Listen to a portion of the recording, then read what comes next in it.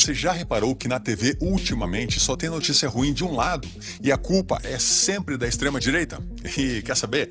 Ela tem toda a razão. Hoje em dia, ligar a TV ou abrir um portal de notícias é basicamente entrar em um mundo onde o viés é sempre o mesmo, o da esquerda. Agora, pensa comigo, os impostos sobem todo santo mês, os correios estão falidos, a criminalidade está nas alturas, mas a culpa é sempre de quem reclama. Para falar a verdade, já tem tempos que na TV o bandido é vítima da sociedade.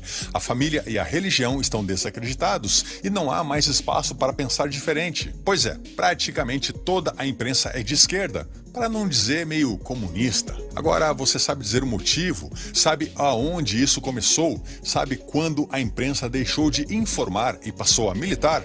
Então fica comigo até o final deste vídeo para você entender por que a imprensa é de esquerda e por que, na verdade, isso ameaça toda a nossa liberdade. Vem comigo.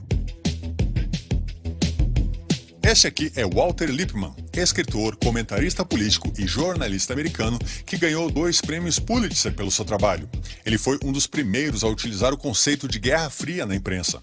Em 1922, Lippmann escreveu o livro Opinião Pública, onde ele concluiu que o ser humano possui uma incapacidade natural para entender o mundo à sua volta. E assim, praticamente todo mundo cria uma imagem mental bem mais resumida e bastante tendenciosa sobre o mundo em que vive, bem como sobre a sociedade, a política e tudo mais à sua volta. Sim, segundo Lippmann, eu, você e cada pessoa acaba criando na própria cabeça uma imagem bem resumida e bem tendenciosa do mundo real. Lippmann entendia que a imprensa possui um papel fundamental para ajudar as pessoas a entenderem melhor este mundo. Só que para isto, esta imprensa precisaria ser imparcial, com jornalistas imparciais. E além disso, as notícias precisariam ser informadas com dados técnicos, baseados em fatos, nunca em opinião. E principalmente sem a influência de qualquer viés ideológico ou político.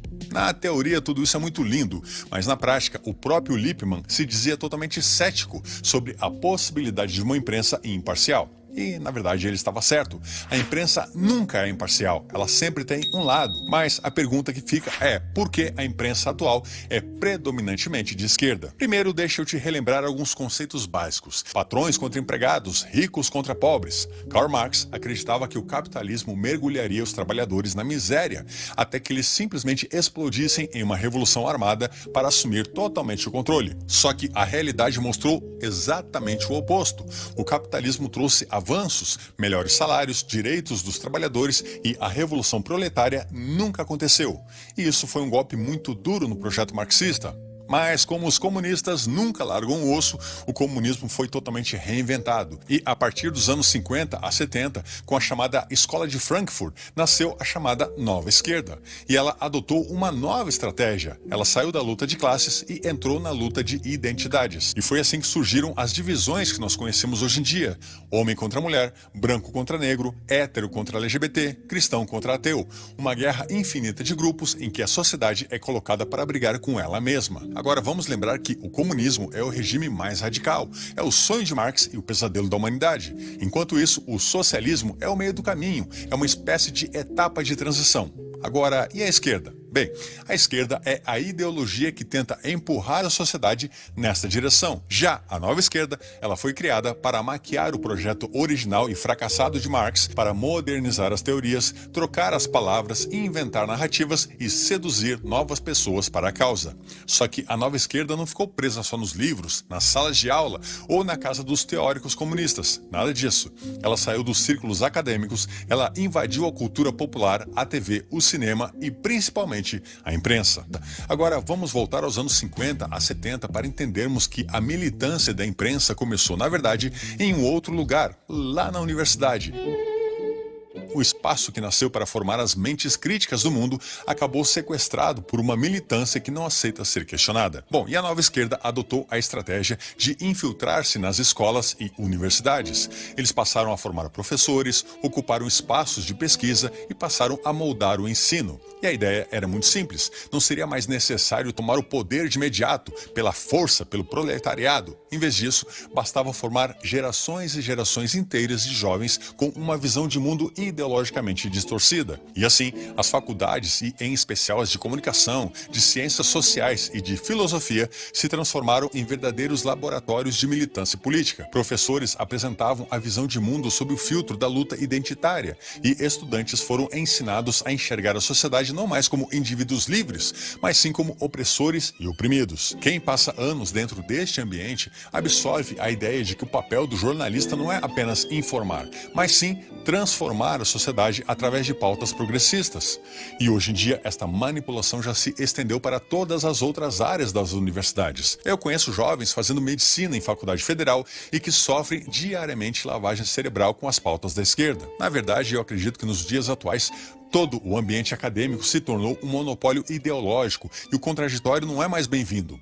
Nem um pouco. E enquanto isso, os poucos professores que ainda pensam diferente são perseguidos ou expulsos. Já os alunos que questionam são silenciados. Os eventos conservadores são totalmente boicotados. E esta perseguição não é mais através das palavras, é através da própria violência. E, na verdade, isso pode e vai acontecer com seu filho, seu sobrinho, seu neto, não importa. O estudante deixa de ser um indivíduo e passa a ser parte de uma ideia da esquerda. Logo, ele deixa de pensar de forma crítica e ele passa a pensar pela visão da ideologia. Ele se transforma em um militante. E com o passar dos anos, estes jovens entram no mercado de trabalho levando consigo esta visão de mundo. E é por isso que nós vemos cada vez mais as pautas da esquerda, não apenas na imprensa, mas também no cinema, na TV, nos tribunais, na política, em todos os lugares. E é por isso que nós vemos médico comemorando a morte de um jovem cristão de direita. E os Estados Unidos mandaram revogar o visto de um médico brasileiro que comemorou a morte do ativista pró-Trump,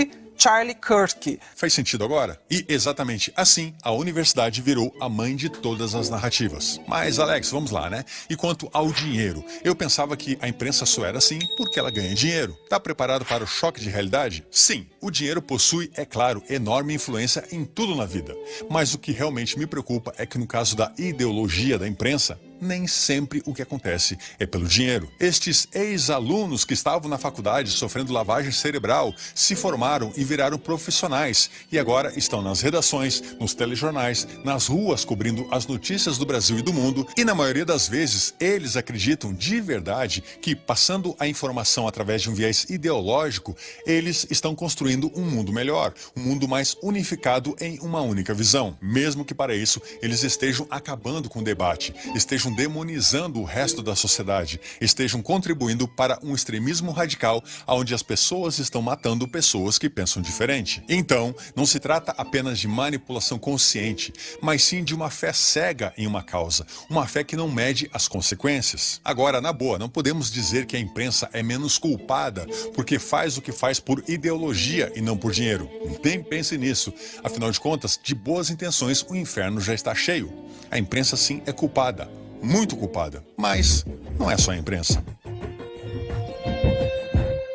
Se a imprensa é a engrenagem que espalha a narrativa, o entretenimento é a maquiagem que faz esta narrativa parecer bonita. É impossível entender o avanço das ideias da esquerda sem olhar para Hollywood, para a indústria cultural, para os artistas e celebridades que, sob a desculpa de defenderem causas sociais, funcionam como propagandistas de uma ideologia. Quando um ator famoso sobe no palco de uma premiação qualquer e faz um discurso inflamado contra a extrema-direita, isto chega a milhões e milhões de pessoas que nunca abriram um livro de política. Uma coisa que eu tenho certeza é que tanto eu quanto o Kleber estamos muito orgulhosos do momento pelo qual passa o Brasil, as instituições brasileiras, a democracia no Brasil. Quando uma cantora pop coloca bandeiras identitárias no seu show, isso se transforma em referência para jovens do mundo inteiro. E quando Hollywood decide que os vilões serão sempre brancos, cristãos, conservadores e os mocinhos serão sempre militantes progressistas, a mensagem é muito clara. A arte não é mais arte apenas, nada disso. É totalmente doutrinação. Não é por acaso que as causas identitárias têm tanto espaço em novelas, filmes e séries. Não é por acaso que certos temas são martelados totalmente à exaustão, enquanto outros, como por exemplo, as mortes em massa em regimes socialistas e comunistas, simplesmente não aparecem. O fato é que o que você assiste não é mais entretenimento, é uma forma sofisticada de condicionamento social. E é exatamente por isso que os jornais, os filmes, os atores, as atrizes fazem juntos o mesmo discurso uniformizado. Afinal de contas, todos todos eles foram doutrinados neste mesmo discurso. E é por isso que você pode abrir jornais de diferentes países do mundo e perceber que os termos utilizados, as pautas, os rótulos, são praticamente os mesmos. Só que o interessante é que, para quem ainda tem algum senso crítico, as coisas parecem não fazer sentido. E sim, realmente não fazem. Veja o caso de Cuba, por exemplo.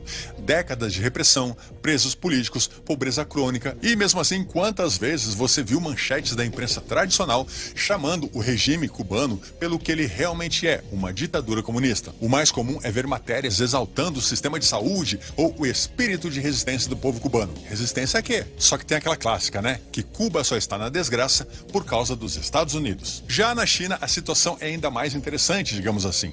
Um regime que controla totalmente a internet, que censura qualquer voz que discorde, que some com qualquer um que ouse desafiar o único partido que detém o poder. Mas a imprensa foca apenas no crescimento econômico, no avanço tecnológico e até no exemplo de eficiência dos chineses. Para quem vê de fora ou acompanha blogueiro brasileiro que mora na China, até parece que a China é um paraíso. Esse duplo padrão não é um acidente, é método. A imprensa cumpre um papel ativo na construção de uma narrativa que protege a esquerda e que destrói a direita. E quando isso se repete por anos, por décadas, por gerações, a percepção coletiva da sociedade é totalmente moldada sem que as pessoas percebam. Agora, no Brasil, a maior representante desta estrutura, desta narrativa, você já sabe, é a Rede Globo, que durante décadas amplificou as ideias saídas destas universidades e ajudou a naturalizar este pensamento progressista dentro de milhões e milhões de lares. Deixa eu te contar.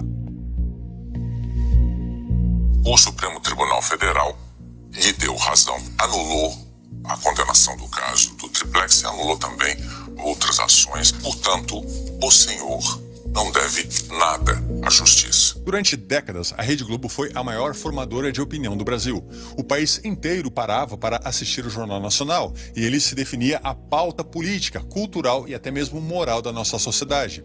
A emissora tinha tanto poder que ela poderia eleger ou mesmo derrubar presidentes aqui no Brasil. E até mesmo uma reportagem de poucos minutos poderia mudar completamente o destino de uma eleição. Mas este poder não foi usado de forma neutra, muito pelo contrário. A Globo já assumiu há muito tempo que possui uma linha ideológica alinhada à esquerda, só que ela disfarça isso sob um rótulo de jornalismo isento. E, na verdade, nem precisamos ir muito ao passado, nós podemos ficar nos dias atuais para vermos vários exemplos da falta de imparcialidade da Rede Globo. Quando Nicolás Maduro transformou a Venezuela em uma ditadura, prendendo opositores, censurando a imprensa independente e ignorando completamente as eleições, a Globo jamais utilizou a palavra ditador. Na verdade, ela descrevia mais como um presidente venezuelano enfrentando os seus opositores radicais de direita. Ou seja, a Globo deliberadamente invertia a narrativa, onde o tirano virava líder e quem lutava pela liberdade virava extremista. Já no Brasil, para a Globo, não existem mais brasileiros descontentes com o governo.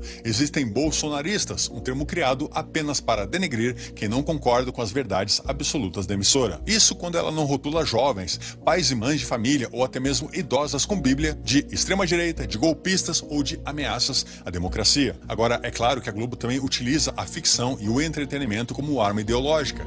Novelas, séries e programas de auditório se tornaram vitrines para as pautas identitárias. E é sempre o mesmo enredo. O cristão é intolerante, o empresário é corrupto, o policial é violento, mas o militante progressista é o herói da história. A atual novela Vale Tudo, a regravação do Vale Tudo, é um verdadeiro circo de horrores com todos os estereótipos possíveis desfilando na sua tela. Só que este circo entra pela TV diretamente na sala de estar de milhões de famílias brasileiras. A Rede Globo se transformou na verdadeira ponta de lança da nova esquerda no Brasil, ajudando a naturalizar o discurso progressista e a criminalizar qualquer voz conservadora. A Globo é o retrato perfeito de como a imprensa deixou de ser o cão de guarda da democracia para se tornar o cão de guarda da ideologia. E aí fica a pergunta: para onde vamos?